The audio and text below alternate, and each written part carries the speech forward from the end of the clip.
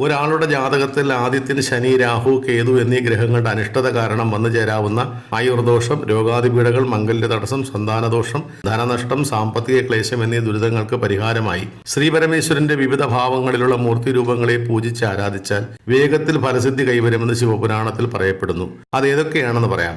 അറിവിനും വിദ്യാപുരോഗതിക്കും ജോലിഭാഗ്യത്തിനും വേണ്ടി ദക്ഷിണാമൂർത്തിയെയും, രോഗശമനത്തിനായി വൈദ്യനാഥമൂർത്തിയെയും, ആയുർദോഷങ്ങൾ മാറ്റി ദീർഘായുസിനായി മൃത്യുഞ്ജയമൂർത്തിയെയും, കൈവിഷദോഷശാന്തിക്കായി നീലകണ്ഠമൂർത്തിയെയും, കാലദോഷശാന്തിക്കായി കാലസംഹാരമൂർത്തിയെയും, സന്താനദോഷ പരിഹാരത്തിനും സന്താനലാഭത്തിനുമായി കൈലാസനാഥമൂർത്തിയെയും, മംഗല്യ തടസ്സവും ദോഷവും മാറുന്നതിനായി ഉമാമഹേശ്വരമൂർത്തിയെയും, ധനലാഭത്തിനും സാമ്പത്തിക മേന്മയ്ക്കുമായി ധനഭൈരവമൂർത്തിയെയും ഭജിക്കേണ്ടതാണ്.